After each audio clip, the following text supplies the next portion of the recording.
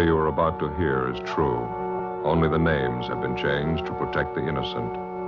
Fatima Cigarettes, best of all long cigarettes, brings you Dragnet.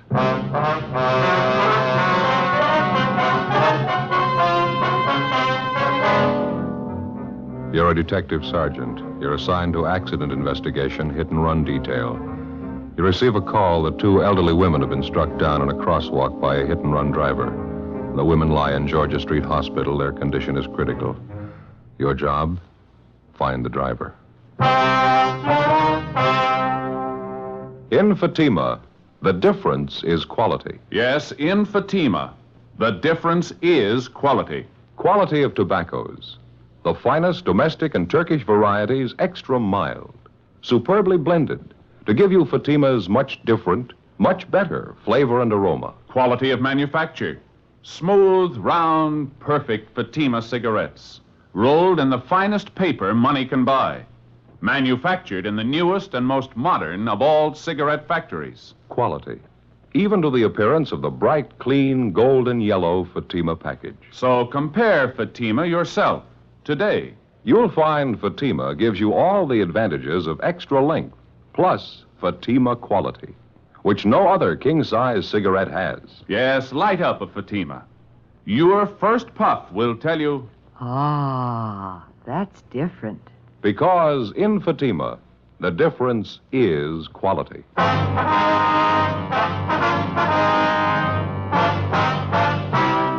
Dragnet, the documented drama of an actual crime. For the next 30 minutes, in cooperation with the Los Angeles Police Department, you will travel step by step on the side of the law through an actual case transcribed from official police files. From beginning to end, from crime to punishment, Dragnet is the story of your police force in action. It was Saturday, September 5th. It was mild in Los Angeles. We were working the day watch out of accident investigation, hit-and-run detail. My partner's Ben Romero. The boss is Benny Caldwell, chief of traffic. My name's Friday. It was 7:35 p.m. when I got to 4656 Collis Avenue. My front door. Is that you, Joseph? Yeah, Ma. Got both Sunday papers. Oh, good.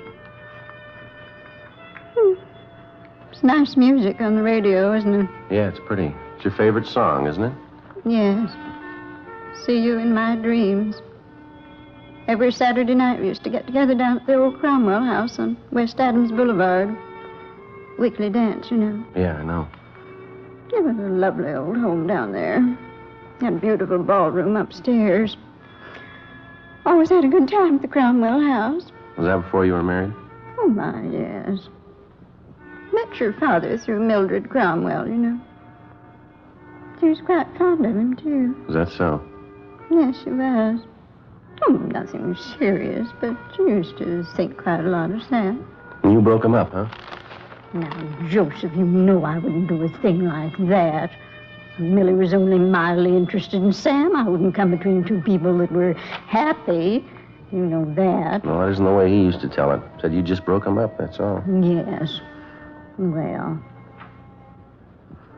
he ever tell you about the time all the girls invited some of the fellows from the Royal Order of the Western Wildlife Protective Brotherhood, Southern Charter, over to the basket raffle? To a what? Basket raffle. All the girls packed tasty lunches, and the boys bid for them at auction. Oh, yeah. It was a warm summer evening, just like tonight. It was a grand affair. Annie Shellman was there with Jim Donahoe, and your father came with Lorenzo Fisher, the grand vizier of the wildlifers. Man, sounds like quite an evening. Oh, it was, Joseph, it really was. Samuel bid the highest for my basket, $10.15. I'll always think to this day that's the reason Millie Cromwell's been so cool toward me. Yeah, could be. You want part of the Examiner, Ma? Oh, thank you, son. I want to finish turning this collar on your shirt. Okay. You wouldn't think a basket lunch could come between two good friends, would you? I beg your pardon? What's that? Who'd ever think a basket lunch should break up a friendship like Millie Cromwell's and mine? No, ma'am, you wouldn't. I'll get it, Ma.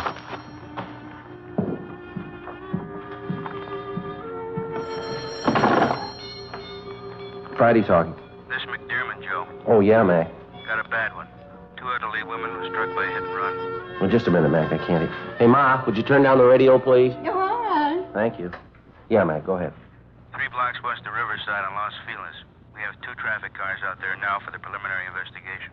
You, Romero, better roll on it. Right, Mac, right away. I've already notified Romero. He's on his way over to pick you up now. Okay, I'll be ready. Keep me informed, huh? Right, Mac, bye. Do you have to go back to work, Joseph? Yeah, where'd you put my flashlight, do you remember? It's right here in the desk. Okay, thank you. What is it, son? An accident?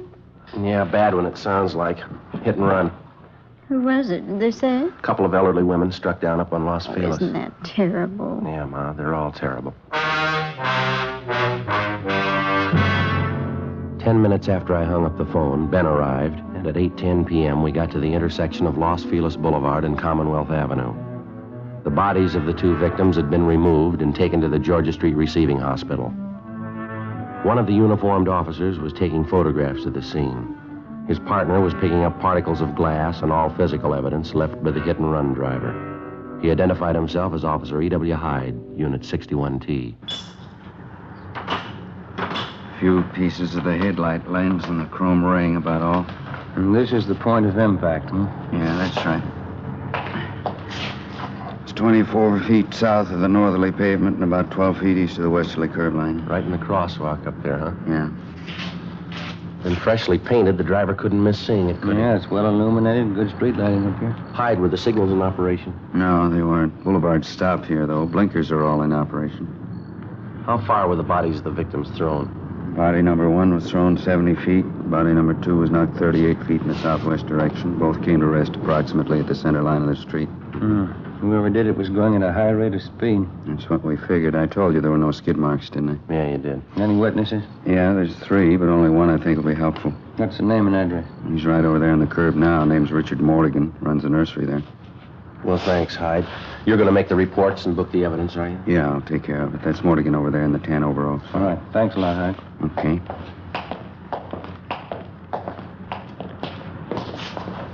Your name, Richard Mortigan, is that right, sir? Yeah, that's right. Police officers, Mr. Mortigan. This is Sergeant Romero. Well, how are you? All right, sir. My name's Friday. We're out of accident investigation. I'd like to talk to you about the accident that just happened here. Sure was a bad one. Hope you catch those kids. Didn't even slow down. I understand you witnessed the accident. Wonder if you'd be kind enough to tell us what you saw. I was just closing up my nursery here. Just unlocked my car and was about to get in when I saw this car come shooting up Los Feliz there. Fast clip. Where were the 2 women? They were just stepping off the curb under the crosswalk over there. I could tell they didn't see the car. Yelled, honked my horn. Guess I wasn't quick enough. It was just awful. Go on, Mr. Mortigan. Oh, the way that car hit those women looked to me like he knocked them 50 feet at least. Then, just like nothing at all, the car raced right on through the intersection on down Los Feliz. That way. Did you get a look at the driver? No, sir. Not too good, but I believe he had blonde hair. Looked to me like he was alone in the car. Anything more about him? Looked like a young kid to me. I'll bet on that. He was young, blonde kid, about 18, 19, around in there. Now, how about the car he was driving? Can you help us out there, sir? I believe it was a Ford. I don't know what year. Yeah, a Ford sedan, 2-door. What color was it? Black, dark blue. I'd say black. Did you happen to get the license number, sir? No, sir. Everything happened so fast, I guess I was kind of stunned for a minute. You know how you'd be.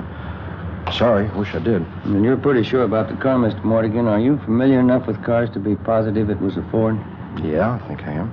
And you don't know what year the car was? No, sir. I'm sorry I don't. Just know it was a Ford sedan. Well, thank you very much, Mr. Mortigan. We may have to check back with you later. Anytime. I'd glad to do whatever I can to help you get that driver. How can we get a hold of you, Mr. Mortigan? Well, I'm right here all times. Mortigan Nurseries. 4402 Los Feliz. Phone number Normandy 32257. All right, sir. Thank you very much. Those 2 old women, they didn't have a chance the minute they stepped off the curb. Crazy kid didn't even stop to see if he could help him. Yes, sir, we know. Then again, maybe he didn't see him. Maybe it wasn't his fault. Well, whose fault was it he didn't stop? Before we left the scene of the accident, we interviewed the other 2 witnesses, but they could add nothing to Richard Mortigan's statement. Investigation disclosed that victim number 1 was a Marcella R. Norton, age 58. Victim number 2 was identified as Elizabeth Ann Carey, age 65. Ben and I drove over to the Hollywood station, where we met Officer Hyde, who was just completing his reports and was booking the physical evidence found at the scene of the accident. Included in the evidence were the topcoats worn by the victims at the time they were struck down. All this was turned over to Lieutenant Lee Jones in the crime lab. Ben and I compiled the small amount of information that we had. The physical evidence found at the scene and the scanned information that the witnesses were able to give us. Not enough for us to attempt to identify the driver of the hit-and-run car. Well, there wasn't much to go on. 9:54 p.m., we got a call from Lee Jones, who said that he'd completed his investigation and wanted to see us right away. We went over to the crime lab. I think maybe I got what you need here. Well, we haven't got much now, so almost anything will help, Lee. Well, let's go back here. All right, fine. First off, your witness out there, what was his name? Mortigan? Yeah, well, Mortigan was right. The car was black. Then a microscopic analysis on scrapings found on the victim's coats. Yeah. I'd say a black car, previously painted tan or sand color under the black. That was one of the things he's positive of. How about the make and the model? Is anything there? Is that too much to ask? Well, I think maybe I can help you there, too. What's the break-in? Let's see. Just got back from the lighthouse. Ran a lens meter test on those pieces of broken headlight lens, and the diopter reading shows that that particular type lens was made in 1934. Well, how about the make of the car, Lee? The only company that used this type of lens was the Ford Motor Company. Pretty positive about it? Ran a spectrographic test on the chemical composition of the glass in the lens. Checks out. Well, we got a car to work on. That's it, 1934 Ford black. Oh, thanks a lot, Lee. It's all right. When you find the car, I can tie it in definitely for you. Well, that's fine. Oh, excuse me. Crime Lab, Jones. They're right here, Mac. Just a minute. So either one of you, it's McDermott. I'll take it, Joe. Okay. Yeah, Max Romero. Oh, when? Yeah, me too. Yeah, right. Mac just got word from Georgia Street. Yeah? Both victims. They just died. With the death of the two victims, what had only been a hit-and-run felony had now become a case of manslaughter, 2 counts. Ben and I went back to the office and met with Lieutenant McDermott. Past experience has proven to the traffic officer that the quickest and surest way to a successful prosecution of a hit-and-run case is with the full cooperation of the average citizen. A hit-and-run felony differs from the ordinary police case in that the investigating officers are not dealing with a criminal suspect. In a case of this nature, the guilty party could well be the outstanding citizen of his community. In all probability, he had no motive for a crime, only motive in running from the scene of the accident. Well, the one way to gain citizen cooperation was to acquaint him with all the details of the accident, any and all information that we had or would obtain as the case worked towards solution. 10:15 p.m., Saturday, September 5th. In addition to the emergency broadcast put out at the time of the accident, supplemental broadcasts and APBs were sent out. Ben and I then started to make up a special police bulletin. Wanted for manslaughter and hit-and-run felony. Okay. Information regarding identity of occupant of following hit-and-run vehicle. Regarding identity of occupant. Yeah. Vehicle, okay. Got it? Mm-hmm. Involved in accident resulting in death of 2 female pedestrians. Accident. Pedestrian. Accident occurred September 5th. Approximately what time, Joe? 7:30 p.m. Right. On Los Feliz Boulevard at intersection of Commonwealth Avenue. Okay. Now, can I see what we got? Mm-hmm. Thank you. Occupant, young male, Caucasian, approximately 18 to 19 years of age. Vehicle, 1934 Ford sedan, black with tan undercoat, driven by male occupant. This car will have extensive damage to front end. Facsimile photographs of type of car wanted appear on this bulletin. Got the photos right here.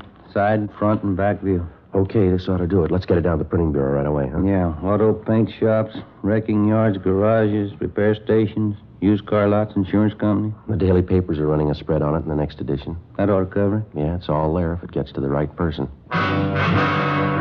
Wednesday, September 9th, 10:45 a.m. The inquest of the 2 hit-and-run victims was held, and the jury returned a quick verdict of manslaughter, 2 counts, naming a John Doe as guilty. For the next 3 weeks, we received numerous phone calls concerning the black Ford sedan. All leads were checked out and failed to materialize. Cars fitting the description of the wanted vehicle were constantly being stopped and the occupants questioned. We got nowhere. Ben and I followed up on our bulletins. We checked various garages and paint shops. Used car lots were checked and rechecked. No luck. Monday, October 3rd, 2:30 p.m. We were on our way back to the office after having canvassed several wrecking yards and repair stations. I never knew they made so many black 34 Fords. Yeah. I don't see how we could have overlooked anything, you? No, I don't. Something ought to break on this thing soon. We just had a little more to go on. That license number, if somebody could have seen it. Yeah, that'd help, wouldn't it? I'll get it. Traffic, Friday. Hello, my name is Dan Provost. I run a used car lot in Dan's Corner at 54736 6th Avenue. Yes, sir? I'd like to talk to somebody regarding that last bulletin you sent out, September 7th this year. Well, I think maybe I can help you, sir. That 34 Ford you're looking for on that hit-and-run thing? Yeah, that's right. Young kid, blonde, says he's got some repair work for us. Yeah? I got one of my mechanics stalling him now. What's the car look like, Mr. Provost? Like the one you're looking for. The reason I called is because he says he banged up the front end. Right away, I remembered the bulletin. All right, sir. See if you can hold him there, will you? We'll be right over. I'll do my best. We'll be right there, sir. I think I've got your man for you. It took us 15 minutes to get to 5473 6th Avenue, Dan's Corner. We crossed over the gravel-covered lot to the rear where we found a small wooden shack marked office. Dan Provost met us at the door. I'm Provost. You the police? Yes, sir, that's right. I'm sorry. I did my best, but I couldn't hold him here without making him suspicious, but I'm sure he'll be back. How do you know? You see, he bought this car from us, says he had a little accident and wanted us to fix it up for him. I told him we would if he'd bring it in. Why do you think he left? It's only been about 15 minutes since you called us downtown. Well, he might have heard me talking to you. Well, if he did and he's our man, I doubt very much if he'll be back. Oh, I bet he will. Blonde kid, about 19 years old, driving a black 34 Ford, just like the one you're after. Well, can you give us his name and the license number of the car? Sure, it's Curly Watson. License number, I got it right here. It's 9R9707. I looked it up on his contract. And this name, Curly, you have his full name? Sorry, I guess I'm a little excited. It's Wilfred E. Watson. Everybody around here calls him Curly. I'm pretty sure he's the one you want. I know that car. I bought it from us about 5 months ago. Well, it's just too bad you couldn't have detained him just a little longer, Mr. Provost. Well, like I say, you don't have to worry. He'll be back. What makes you so sure? From the way he described the damage to us, I'd say he's got about $75 to $100 worth of work on that front end. Yeah? I know he's the man you want. I'm going to be in trouble if he's not. What do you mean? Well, it was the only thing I could do on the spur of the moment like that. Yeah? That's how I know for sure he'll be back here. Well, how's that? I told him I'd fix his car free.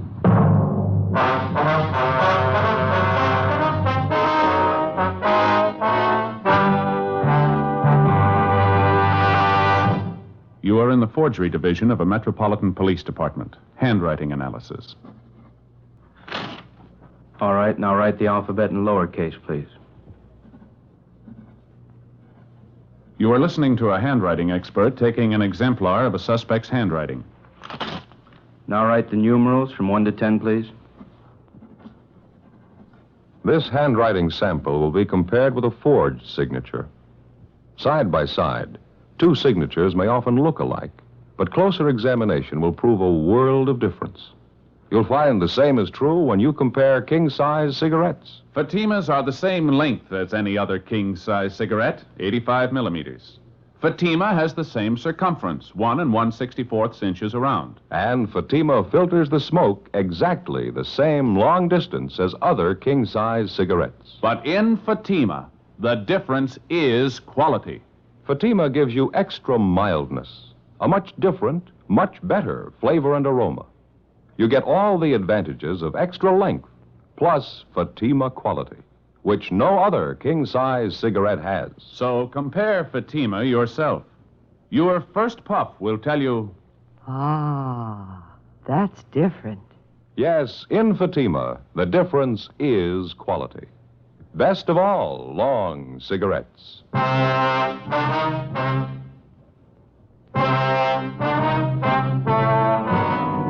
We called Lieutenant McDermott and filled him in. He sent Sergeants Kilpatrick and McClendon out to relieve Ben and me and to maintain a stakeout on Dan's Corner, the used car lot, in the event the suspect should return. We went back downtown to R&I.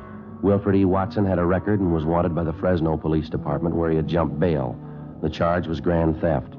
We took Watson's mugshot back to the used car lot, where he was positively identified by Dan Provost. Ben and I went to his last known address. The landlady told us that Watson had moved approximately a month ago and had not left a forwarding address. From his mama sheet, we obtained a list of his friends and associates. All efforts to locate him failed. The stakeout continued. We showed the mug shot to Richard Mortigan, the one good witness to the accident. He said he could not identify Watson as he did not get too good a look at him, but he stated that there was a possibility that he could be the man. A week went by. The whereabouts of the suspect was still unknown. Tuesday, October 10th, Ben and I were out running down a lead on Watson when we received a call to return to the office. Lieutenant McDearman met us as we got there. I put that call in for you. Anything doing there? I got a lead. I don't know how good it'll be, but we ought to check it out right away. Well, what do you got? We just received a call from the Santa Monica PD. Uh-huh. Mrs. Agnes Hastings called in and gave him a little something. Yeah? As I say, maybe there's nothing in it, but see what you think. All right. The Hastings woman stopped in at a local soda fountain down there. The place is patronized by the hot rod crowd. Mm-hmm. Said she overheard part of a conversation between a couple of the kids. Yeah? This one dark-haired boy was sitting at the counter when another kid walked in the front door. The kid that came in had red hair. The dark-haired kid said, "Hi, Red," and the redhead sat down by him. Yeah. And one of the kids made some remark about the boy's red hair, asked him why he dyed it. The redhead said, "Well, they're looking for a blonde, aren't they?" Yeah? It could be a little something, huh? Yeah, I thought so. Then the Hastings woman followed the red-headed boy outside and took the license number of his car. Mm-hmm. Anything there? I don't know yet. Ran it through DMV, but it's not in the file. Mark Benson's got a call into Sacramento now. Anything new on Watson? No, nothing yet. Where can we find this Agnes Hastings, Mac? Oh, here's the address right here. Okay, thank you. Well, that's all she had. Said she'd been following the hit-and-run story in the papers. Thought this might be worth forwarding anyway. Yeah. Oh, just a minute. Mm-hmm. Traffic, McDearman. Oh, hi, Art. Yeah? Oh, you did, huh? Mm-hmm. Yeah, I see. Uh-huh. Yeah. Yeah, right. Bye. That was Art Kilpatrick. He and McLendon picked up Watson. Yeah? Anything? They're bringing him in now. They say this Watson denies the hit and run. Jones will check his car over, then we'll know a little more. Well, there's not much we can do till we hear from Benson on the Santa Monica thing. Well, maybe there is. What's that? We got 2 leads. We can hope one of them's right. While waiting for the call from Mark Benson at CHP, Ben and I drove over to the police garage on South Figueroa. Wilfred Watson's car had been impounded, and Lee Jones had made his investigation. His findings eliminated Watson's 34 Ford as being the hit-and-run car. Investigation showed that Watson's car was involved in an accident, but this was 5 days prior to the killing of the 2 women pedestrians. Wilfred E. Watson was booked for the Fresno authorities for prosecution on their warrant. This left only the one lead, the red-headed boy who had dyed his hair. If Agnes Hastings' observations had been correct, the fact that the boy originally had blonde hair made him a possible suspect. 11 a.m. The information from DMV came through from Sacramento. The car was registered to a Calvin L. Martin, 16 Boardwalk Lane, Santa Monica. The car was a 1939 Dodge sedan, legal the same.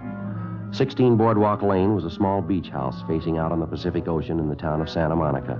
11:26 a.m. We arrived in front of the house. This is it, number 16. Yeah, all right, let's go up on the porch. Mm-hmm. I don't see anybody around. Looks like nobody's home. Well, let's try the bell. Mm-hmm.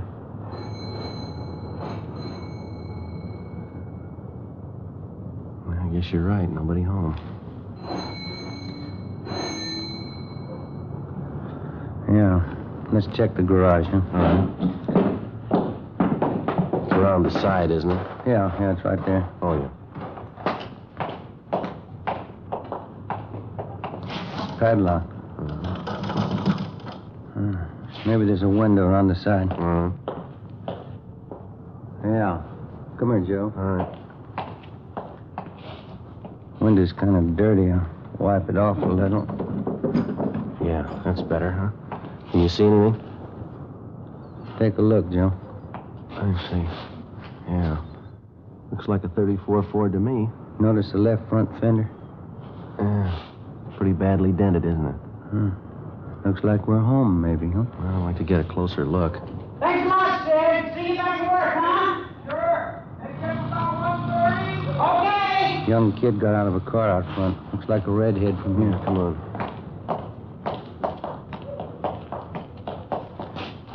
Hi. You men want something? Police officers. Yeah. Do you live here? Yes, I do. What's wrong? What's your name? Louis Martin. Who is Calvin L. Martin? My father, why? Does he own a 1939 Dodge? Yeah, that's right. Anything wrong? Whose car is that down in the garage there? Belongs to a friend of mine. I just let him keep it in there. What's his name? Jesse. Yeah, well, Jesse what? Jesse Armstrong. Where does he live? Over on Venice Boulevard. What's the number? I don't know offhand. And you let him park his car here in your garage? You don't know where he lives? Well, I know, but I just can't think of it. I don't understand. What's wrong? You got a key to the garage? No, Jesse's got it. You don't keep a key to your own garage? No, I let Jesse keep it. You always had red hair? Sure. Why? Red on top and blonde at the roots. Is that it? I wish you'd tell me what's going on. No, Armstrong, you tell us. Well, watch it, Joe. All right. Let's hold it right here. I didn't do anything. Let me go.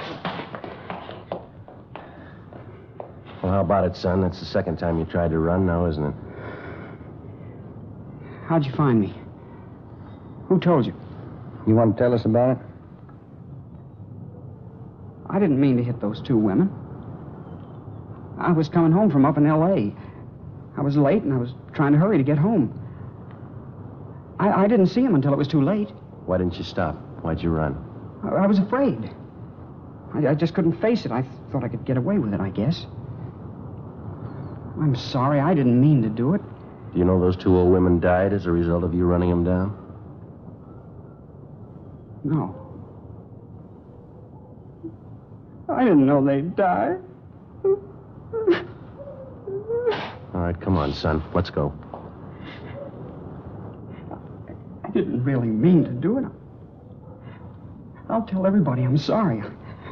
I am sorry. That'll make a difference, won't it? You killed two people. You figured.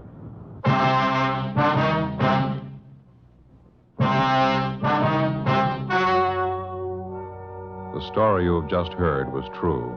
Only the names were changed to protect the innocent. On December 17th, trial was held in Superior Court, Department 81, City and County of Los Angeles, State of California. In a moment, the results of that trial. And now here is our star, Jack Webb. Thank you. Friends, I can give you over a dozen good reasons why Fatima is the best of all long cigarettes, but I'd rather let Fatima speak for itself. That's why I suggest that you buy a pack tomorrow, and then compare Fatima with any other long cigarette. You'll find, just as I have, Fatima's extra mildness gives you a much better flavor and aroma. You get all the advantages of extra length plus Fatima quality, which no other king-size cigarette has. Ask your dealer for Fatima, best of all long cigarettes.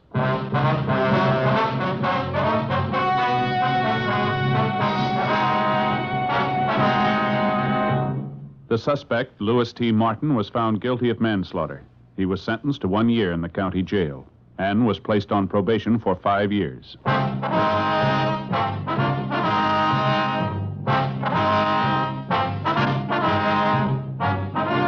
You have just heard Dragnet, a series of authentic cases from official files. Technical advice comes from the Office of Chief of Police W.H. Parker, Los Angeles Police Department. Fatima Cigarettes, best of all long cigarettes, has brought you Dragnet, transcribed from Los Angeles.